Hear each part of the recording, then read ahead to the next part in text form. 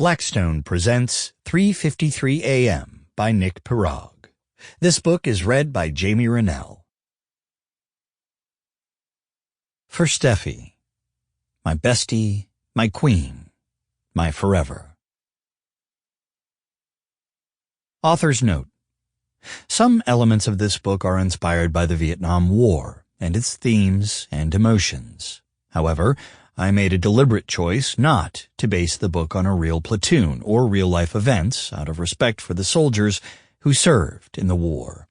Instead, I created a fictional platoon, and all the military installations and engagements described in the book are entirely of my imagination. Nick. Prologue. 1971. Specialist Peter Cluin burst through the dense undergrowth of the unforgiving Vietnamese jungle.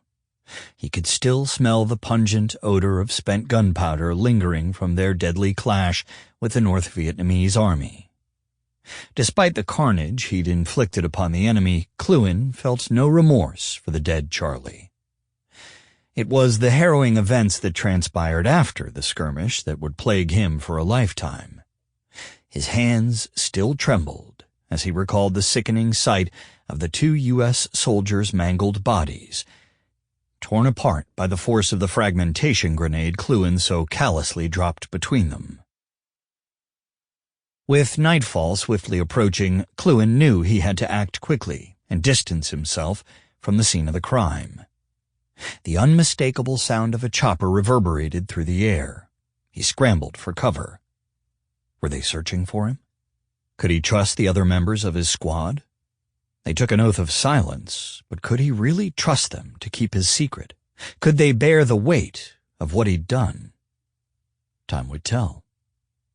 Cluin continued on, checking his compass and map every so often to make sure he was headed toward his destination, the South China Sea. A few minutes later, he heard far-off gunfire. The faction of NVA must still be entrenched in the area. He scurried into a thicket of brush and covered himself in his green poncho. He'd been out in the jungle many times over the course of his nearly 9-month tour, but never alone, never without another soldier keeping guard. He didn't sleep a wink that night, or the next. It wasn't until the third night that he finally managed to steal a few precious hours of rest, hiding himself deep within the hollow confines of a banyan tree. Cluin thought it would take him under a week to reach the South China Sea. It took him 16 days. Sample complete. Ready to continue?